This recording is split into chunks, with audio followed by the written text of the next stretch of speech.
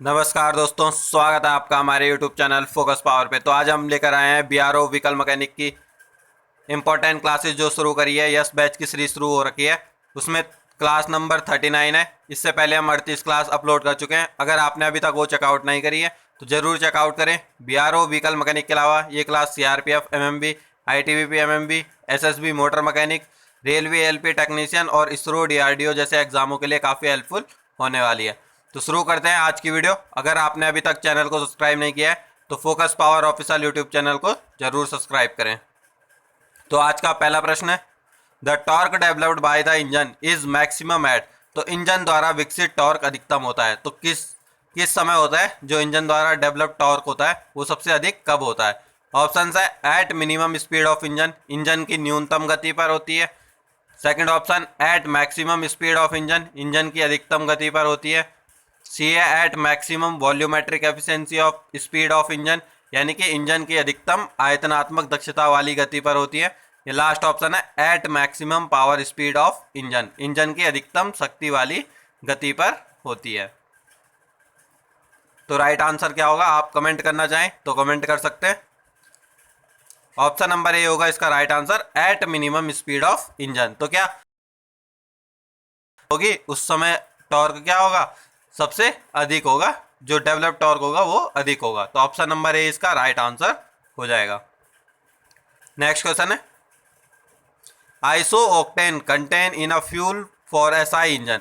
तो एसआई इंजनों के लिए आइसो ऑक्टेन सामग्री है। तो आइसो ऑक्टेन जो होता है फ्यूल में होता है, तो एसआई इंजन में क्या करता है आइसो ऑक्टेन? ऑप्शन है रिटार्ड ऑटो इग्निशन, स्वतः चिंगारी को धीमी करता है आइसो ऑक्टेन। नेक्स्ट है एक्सेलरेशन ऑटो इग्निशन, तो स्वतः चिंगारी को तेज करता है, जो ऑटो इग्निशन होता है उसको तेज करता है। या does not affect auto ignition, यानी कि स्वतः चिंगारी पर कोई प्रभाव नहीं पड़ता है। तो क्या होगा अगर आइसो ऑक्टेन मिला होगा फ्यूल में, तो ऐसा इंजन में वो क्या करता है? रिटार्ड ऑटो इग्निशन, तो क्या स्वतः चिंगारी को धीमी करता है, तो ऑटो इग्निशन को क्या स्लो कर देता है iso octane. Option number A इसका राइट आंसर हो जाएगा। Next, normal heptane content in a fuel for engine. तो एसआई इंजनों के लिए सामग्री में नॉर्मल हेप्टेन सामग्री, तो नॉर्मल हेप्टेन कंटेन होगा किसी भी एसआई इंजन के फ्यूल में, तो उससे क्या हो सकता है? तो रिटार्ड ऑटो इग्निशन होगा, स्वतः चिंगारी को धीमी करता है। या acceleration auto ignition, auto ignition को एक्सेलरेट करता है नॉर्मल हेप्टेन, या कोई प्रभाव नहीं डालता है, does not affect auto ignition. तो क्या होगा? एक्सेलरेशन करेगा ऑटो इग्निशन का क्या? एन हेप्टेन, जिसको हम नॉर्मल हेप्टेन भी कहते हैं। तो नॉर्मल हेप्टेन क्या करेगा? ऑटो इग्निशन को एक्सेलरेट करेगा, और आइसो ऑक्टेन क्या करेगा? धीमा करेगा ऑटो इग्निशन को। तो ये आपको पता होना चाहिए। नेक्स्ट क्वेश्चन है, the knocking in SI engine increases with. तो एसआई इंजनों में खटखटाहट बढ़ जाती है। तो कब बढ़ जाती है एसआई इंजनों में खटखटाहट, यानी कि नॉकिंग कब तेज होती है? तो ऑप्शन है increase in inlet air temperature, तो इनलेट का जो एयर टेम्परेचर है वो बढ़ जाता है। नेक्स्ट है इंक्रीज इन कंप्रेशन रेशियो, तो दबाव अनुपात में वृद्धि होने के कारण ऐसा इंजन में नॉकिंग बढ़ जाती है। ऑप्शन नंबर सी है increase in cooling water temperature, तो जो वाटर टेम्परेचर है कूलेंट का वो बढ़ जाता है। या ऑल ऑफ द अबव, तो कौन सा इसका राइट आंसर होगा? तो राइट आंसर होगा इसका option number B, increase in compression ratio. तो क्या दबाव अनुपात में वृद्धि होने के कारण क्या होगा? जो एसआई इंजन होगा उसमें क्या नॉकिंग टेंडेंसी बढ़ जाती है। तो ऑप्शन नंबर बी इसका राइट आंसर हो जाएगा। तो अगर इसमें छोटे छोटे जो मेन है वो क्या है? ऑप्शन नंबर बी है, कंप्रेशन रेशियो के कारण। लेकिन ये थोड़ा थोड़ा जो रोल है वो सब डिपेंड करता है इनलेट एयर टेम्परेचर पे भी, और कूलेंट के टेम्परेचर पे। अगर कूलेंट ज़्यादा गर्म हो जाता है तो उसके कारण भी हो सकता है। तो इसीलिए क्या ऑल ऑफ द अबव इसका राइट आंसर हो जाएगा। ऑप्शन नंबर डी इसका राइट आंसर होगा। नेक्स्ट है, the knocking in SI engine gets reduced by. तो एसआई इंजनों में खटखटाहट कम हो सकती है, तो नॉकिंग को कम करने के लिए क्या कर सकते हैं हम एसआई इंजन में? ऑप्शन है by increasing the compression ratio, तो दबाव अनुपात बढ़ाकर कंप्रेशन रेशियो को इंक्रीज करेंगे। नेक्स्ट है by increasing inlet air temperature, तो जो इनलेट का एयर टेम्परेचर है उसको इंक्रीज करेंगे।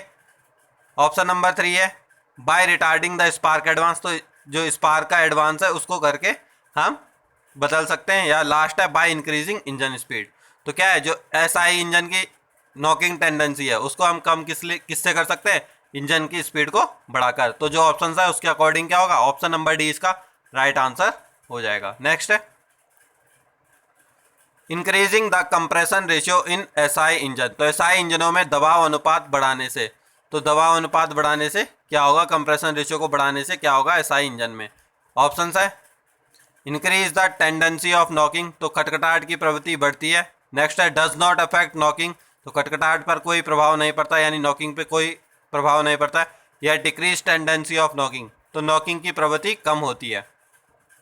यह लास्ट ऑप्शन है नन ऑफ द अबव, उपरोक्त में से कोई नहीं। तो क्या होगा, जब कंप्रेशन रेशियो को एसआई इंजन में बढ़ाया जाएगा तो क्या होगा, जो नॉकिंग टेंडेंसी है वो बढ़ जाएगी। तो ये पहले क्वेश्चन से भी रिलेट कर रहा है। तो क्या increase the tendency for knocking, तो नॉकिंग बढ़ जाएगी अगर कंप्रेशन रेशियो को बढ़ाएंगे एसआई इंजन में। तो एसआई इंजन की बात हो रही है स्पार्क इग्निशन इंजन की। नेक्स्ट है the knocking tendency in petrol engine will increases when, तो कब इंक्रीज होगी, पेट्रोल इंजन में नॉकिंग की प्रवृत्ति कब बढ़ जाएगी। तो कब बढ़ेगी, स्पीड डिक्रीज होने पे, यानी कि गति कम किया जाएगा तब बढ़ेगी, या स्पीड इंक्रीज होने पे, गति बढ़ने पे, या fuel air ratio is made rich, या ईंधन वायु का अनुपात रिच होता है, या लास्ट ऑप्शन है fuel air ratio is made lean, तो ईंधन वायु अनुपात का पतला होना।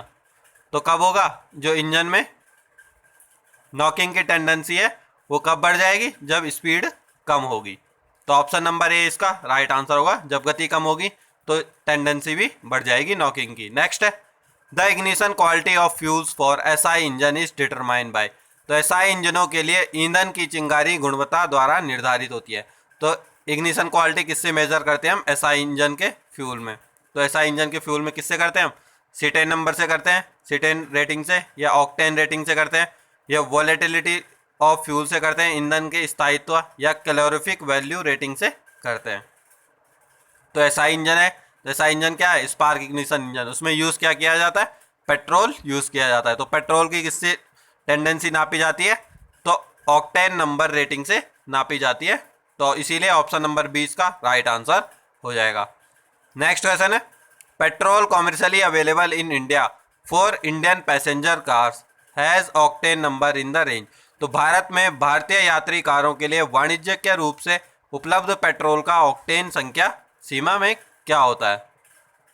तो क्या होगा, 40 से 50 होगा, 60 से 70 होगा, 80 से 85 होगा, या 100 से 150 होगा। तो कितनी होगी, तो पेट्रोल की बात कर रहा है तो राइट आंसर हो जाएगा ऑप्शन नंबर सी, 80 से 85 होगा। नेक्स्ट क्वेश्चन है cetane number of the fuel used commercially for diesel engine in India is in the range, तो भारत में डीजल इंजनों के लिए वाणिज्यिक रूप से उपयोग किए जाने वाले ईंधन की सीटेन संख्या सीमा क्या होती है। तो सीटेन नंबर क्या होता है, जो इंडिया में फ्यूल यूज किया जाता है डीजल यूज के लिए। तो ऑप्शन है 80 से 90, 80 to 90, 60 to 80, 60 to 70, या फिर 40 to 45। तो सीटेन नंबर क्या होगा, 40 to 45 राइट आंसर हो जाएगा। और ऑक्टेन नंबर क्या है, 80 से 85 या 90 तक अगर आपके ऑप्शन में होगा तो उसे आप आंसर कर सकते हैं। Next question the knocking tendency in CI engine increases with, तो आप सीआई इंजन के लिए पूछ रहे हैं, कंप्रेस्ड इग्निशन इंजन के लिए। तो क्या होगा, डिक्रीज ऑफ कंप्रेशन रेशियो, दबाव अनुपात। नेक्स्ट है इंक्रीज ऑफ कंप्रेशन रेशियो, दबाव अनुपात बढ़ने से। सी है increasing the temperature of inlet air, या फिर इंक्रीजिंग कूलिंग वाटर टेम्परेचर। तो क्या होगा, जो नॉकिंग टेंडेंसी है उसमें क्या होगा, डिक्रीज ऑफ कंप्रेशन रेशियो। अगर कंप्रेशन रेशियो कम हो जाएगा तो उससे क्या नॉकिंग टेंडेंसी बढ़ जाएगी सीआई इंजन में। ऑप्शन नंबर ए इसका राइट आंसर होगा। नेक्स्ट है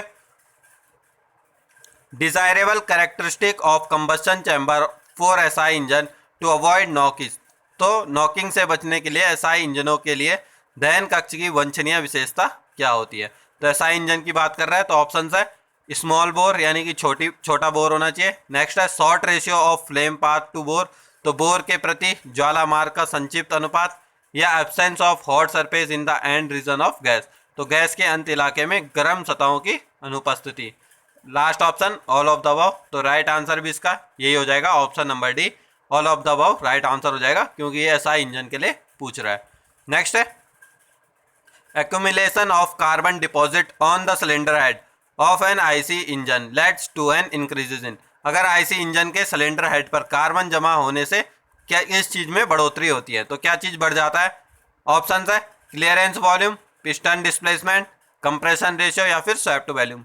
तो आपको पता ही है कंप्रेशन रेशियो क्या बढ़ जाता है जब किसी भी क्या पिस्टन के ऊपर, जैसे ये पिस्टन है तो यहाँ पे क्या कार्बन डिपॉजिट हो जाता है, तो क्या कंप्रेशन रेशियो बढ़ जाता है। तो ऑप्शन नंबर सी इसका राइट आंसर हो जाएगा। नेक्स्ट है which of the following motorcycle has more than one cylinder, तो निम्नलिखित मोटरसाइकिल में से एक से अधिक सिलेंडर हैं। तो थोड़ा ओल्ड क्वेश्चन है तो उसके अनुसार ही आंसर करेंगे। बुलेट है, एसडी है, राजदूत है या फिर यामा है।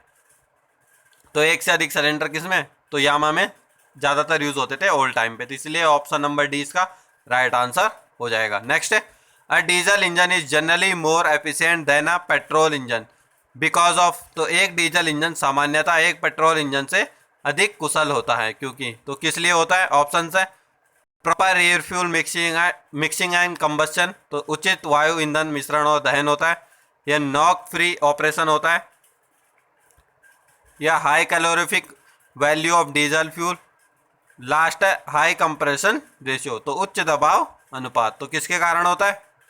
ऑप्शन नंबर डी इसका राइट आंसर हो जाएगा, हाई कंप्रेशन रेशियो के कारण। तो क्या जो सीआई इंजन होता है यानी कि डीजल इंजन होता है, पेट्रोल इंजन के अनुपात में उसका क्या कंप्रेशन रेशियो ज़्यादा होता है, इसीलिए वो ज़्यादा अच्छा होता है पेट्रोल इंजन के अकॉर्डिंग। नेक्स्ट है the vapour locks refer to which of the following, तो वेपर लॉक निम्नलिखित में से किसे संदर्भ में कहा जाता है?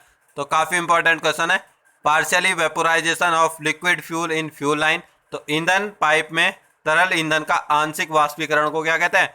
वेपर लॉक कहते हैं। नेक्स्ट है complete vaporisation of liquid fuel in fuel line, यानी कि जो पूरा फ्यूल है वो पूरा वेपर बन गया है फ्यूल लाइन में, तो उसको हम वेपर लॉक कहते हैं। सी है formation of air pocket in the fuel line, तो ईंधन पाइप में हवा के क्षेत्र का निर्माण हो जाने को वेपर लॉक कहते हैं। लास्ट ऑप्शन है blockage of fuel flow due to excessive fuel viscosity, तो अत्यधिक ईंधन अशोधन के कारण ईंधन प्रभाव पर अवरोध को हम क्या कहते हैं? वेपर लॉक कहते हैं। तो चार ऑप्शन आपके पास है, कमेंट करना चाहें तो कमेंट कर सकते हैं। तो राइट आंसर होगा इसका option number A partially vaporisation of liquid fuel in fuel line. तो क्या ईंधन पाइप में तरल ईंधन का आंशिक वाष्पीकरण, तो क्या जो फ्यूल होता है उसका वाष्पीकरण होने से क्या जो थोड़ा सा वाष्पीकरण होता है, ये नहीं कि पूरा फ्यूल हो जाता है। जैसे इसमें ऑप्शन नंबर सेकंड में कहा गया है कि कंप्लीट जो फ्यूल है वो वेपोराइज हो गया, तो ये ऑप्शन राइट नहीं होगा। तो ऑप्शन नंबर ए राइट होगा, क्योंकि पार्शियली वेपोराइजेशन होगा, यानी कि कुछ मात्रा में वेपोराइज हो जाता है फ्यूल, और जिससे क्या वेपर लॉक हो जाता है फ्यूल लाइन में। ऑप्शन नंबर ए इसका राइट आंसर हो जाएगा। नेक्स्ट क्वेश्चन है the clutch lining used in plate assembly has to withstand high, तो जो क्लच लाइनिंग है वो प्लेट असेंबली के साथ क्या सहन करता है? Pressure, temperature, pressure and temperature both, या फिर टॉर्क। तो क्या करती है जो क्लच लाइनिंग है वो टॉर्क को ज़्यादा अवशोषित करती है। नेक्स्ट है what is the type of gear box shown in figure given below, तो नीचे आरेख में किस प्रकार का गियर बॉक्स दिखाया गया है? तो यहाँ पे डायग्राम मेंशन करना भूल गया। नेक्स्ट क्वेश्चन है the central gear of an epicyclic gear box is called, तो जो एपिसाइकल गियर बॉक्स के सेंट्रल गियर को क्या कहते हैं? तो क्या कहते हैं जो एपिसाइकल गियर बॉक्स का सेंट्रल गियर होता है उसको हम कहते हैं सन गियर कहते हैं। तो ऑप्शन नंबर सी इसका राइट आंसर होगा। काफ़ी इंपॉर्टेंट क्वेश्चन है, एपिसाइकल गियर बॉक्स के सेंटर गियर को हम किस नाम से जानते हैं? तो किससे जानते हैं? सन गियर के नाम से जानते हैं। नेक्स्ट है फोर व्हील ड्राइव है, तो फोर व्हील ड्राइव में क्या होता है? कोई भी लाइव एक्सल नहीं होता है, नो लाइव एक्सल, एक लाइव एक्सल होता है, one live axle, two live axle होते हैं, या फिर वन डेड एक्सल होता है। तो जो फोर व्हील ड्राइव है उसमें क्या होगा? टू लाइव एक्सल्स होते हैं। तो ऑप्शन नंबर सी इसका राइट आंसर हो जाएगा। नेक्स्ट है which of these is not a part of driving axle unit, तो निम्न में से कौन ड्राइविंग एक्सल यूनिट का पार्ट नहीं है? तो प्रोपेलर शाफ्ट नहीं है, फाइनल ड्राइव नहीं है, डिफरेंशियल नहीं है, या फिर हाफ शाफ्ट नहीं है। तो कौन सा ड्राइविंग एक्सल यूनिट का पार्ट नहीं है? तो राइट आंसर है इसका option number A, propeller shaft. Next, a 6 cylinder engine with multi point fuel injection MPFI with have, तो जो बहु पॉइंट फ्यूल इंजेक्शन युक्त 6 सिलेंडर वाला इंजन में डैश होगा। तो क्या होगा, एक इंजेक्टर होगा, 3 इंजेक्टर होंगे, 6 इंजेक्टर होगा, या फिर 12 इंजेक्टर होंगे। तो MPFI है मल्टी पॉइंट फ्यूल इंजेक्शन। एक क्वेश्चन तो यहीं से बन गया कि MPFI की फुल फॉर्म क्या होती है। तो क्या होती है, मल्टी पॉइंट फ्यूल इंजेक्शन, ये होती है MPFI की फॉर्म। अब क्वेश्चन पे आते हैं। तो 6 सिलेंडर इंजन है तो कितने इंजेक्टर लगे होंगे, तो 6 ही इंजेक्टर लगे होंगे। ऑप्शन नंबर सी इसका राइट आंसर हो जाएगा। नेक्स्ट है, compared with radial ply tier one advantage of cross ply tyre is, तो रेडियल प्लाई टायर की तुलना में क्रॉस प्लाई टायर का एक लाभ क्या होता है। तो क्या होता है, लंबी आयु होती है क्रॉस प्लाई टायर की, longer life, lower rolling resistance, निम्न स्तर रोलिंग प्रतिरोध, smoother ride at lower speed, या फिर full width of trade held on road when vehicle is cornering. तो जब वाहन कॉर्नर पर मुड़ता है तो टायर अपने ऊपरी भाग की पूरी चौड़ाई के साथ सड़क पर होती है। तो क्या होगा, राइट आंसर होगा smoother ride at lower speed. तो क्या लोअर स्पीड पे भी स्मूथ राइड प्रोवाइड करता है क्रॉस प्लाई टायर। तो ऑप्शन नंबर सी इसका राइट आंसर हो जाएगा। नेक्स्ट है, the type of wheel which can not be used with a tubeless tyre is, तो ट्यूबलेस टायर के साथ प्रयोग नहीं किया जा सकता है किस प्रकार का व्हील। तो किसका नहीं किया जाएगा, disc wheel, wire wheel, split wheel, या फिर लाइट अलॉय व्हील। तो जो ट्यूबलेस टायर होगा वो कौन से व्हील के साथ यूज नहीं किया जाएगा, वायर व्हील के साथ ट्यूबलेस टायर का प्रयोग नहीं किया जाएगा। ऑप्शन नंबर बी इसका राइट आंसर हो जाएगा। नेक्स्ट है, an over inflated tyre will wear the tread most near the, तो जो अत्यधिक हवा भरे टायर में चलने के कारण सबसे अधिक घिसावट किस हिस्से में होती है। तो अगर ज़्यादा टायर में ज़्यादा हुआ है तो कहाँ से घिसेगा टायर सबसे ज़्यादा। ऑप्शन है एजिस से यानी किनारों से, कॉर्नर से, या आउटसाइड से बाहर की ओर से, या फिर सेंटर से या केंद्र में। तो अगर टायर में हवा ज़्यादा होगी तो क्या वो टायर ज़्यादा उठा होगा। तो ज़्यादा उठे होने के कारण क्या जो टायर का जो रोड से कांटेक्ट होता है वो कम होता है, जो सेंटर पॉइंट पे ही रोड कांटेक्ट होता है, इसीलिए क्या सेंटर से ज़्यादा घिसता है जिसमें ज़्यादा हवा भरी रहती है। तो ऑप्शन नंबर डी इसका राइट आंसर हो जाएगा। नेक्स्ट है,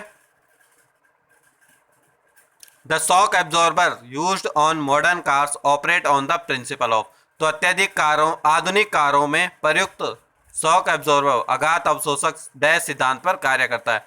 तो किस सिद्धांत पर कार्य करता है, न्यूमेटिक पे करता है, हाइड्रोलिक पे करता है, मैकेनिकल लिंकेज पे करता है, या फिर सेंट्रीफ्यूगल फोर्स पे करता है। तो जो मॉडर्न कार्स के जो शॉक एब्जॉर्बर है वो किस पे ऑपरेट होते हैं, हाइड्रोलिक्स पे ऑपरेट होते हैं। ऑप्शन नंबर बी इसका राइट आंसर हो जाएगा।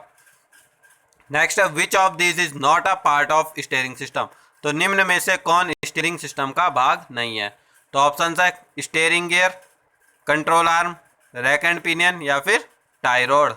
तो कौन सा स्टीयरिंग सिस्टम का पार्ट नहीं है, राइट आंसर हो जाएगा option number B, control arm.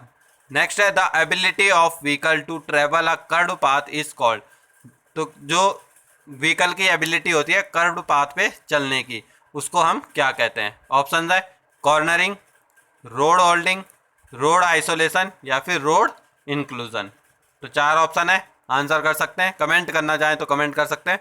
Right answer हो जाएगा इसका ऑप्शन नंबर ए, कॉर्नरिंग। तो जो क्या व्हीकल की ट्रेवल कर्व्ड पाथ पे जो एबिलिटी होती है व्हीकल की ट्रेवल करने की उसको हम क्या कहते हैं, कॉर्नरिंग कहते हैं। ऑप्शन नंबर ए इसका राइट आंसर हो जाएगा। नेक्स्ट है, what served by suspension system of a vehicle, तो वाहन के सस्पेंशन सिस्टम से क्या उद्देश्य पूरा होता है। तो क्या उद्देश्य पूरा होता है, handling, safe braking, passenger comfort, या फिर ऑल ऑफ दिस। तो क्या ऑल ऑफ दिस इसका राइट आंसर होगा। तो सस्पेंशन सिस्टम का काम क्या है, सेफ ब्रेकिंग में भी यूज होता है, पैसेंजर कंफर्ट में भी यूज होता है, और हैंडलिंग में भी यूज होता है। तो इसीलिए क्या ऑप्शन नंबर डी इसका राइट आंसर हो जाएगा, ऑल ऑफ दिस। नेक्स्ट है, braking is produced by the frictional effect between the brake drum and, तो ब्रेक का घर्षणीय प्रभाव किन 2 चीज़ों के बीच में होता है, ब्रेक ड्रम और किसके बीच में होता है। तो ऑप्शन है व्हील सिलेंडर, ब्रेक ड्रम और व्हील सिलेंडर के बीच में होता है, ब्रेक ड्रम और ब्रेक शू के बीच में होता है, ब्रेक ड्रम और व्हील स्टड के बीच में होता है, या फिर ब्रेक ड्रम और व्हील रिम के बीच में होता है। तो जो फ्रिक्शनल कांटेक्ट होगा वो किसके बीच में होगा? राइट आंसर हो जाएगा option number B, brake shoe. जैसे ये ब्रेक ड्रम है तो इसमें क्या इस तरीके से दो ब्रेक शू लगे होते हैं और बीच में यहाँ पे क्या सिलेंडर लगे होते हैं। किसी में दोनों तरफ होता है, किसी में एक ही साइड लगे होते हैं व्हील सिलेंडर। तो क्या जब पेडल प्रेस करते हैं तो ये एक्सपेंड हो जाते हैं, जिससे कि ये सरफेस क्या फ्रिक्शनल कांटेक्ट में आ जाती है ब्रेक ड्रम और ब्रेक शू के बीच की। तो इसीलिए ऑप्शन नंबर बी इसका राइट आंसर हो जाएगा। नेक्स्ट क्वेश्चन है विच स्टेटमेंट इज ट्रू? तो कौन सा कथन सत्य है? ऑप्शन है LPG is propane, CNG is methane. यानी कि जो लिक्विफाइड पेट्रोलियम गैस है एलपीजी उसमें प्रोपेन होता है, सीएनजी यानी कि कंप्रेस्ड नेचुरल गैस उसमें मीथेन होता है। सेकंड ऑप्शन एलपीजी मीथेन है, सीएनजी प्रोपेन है।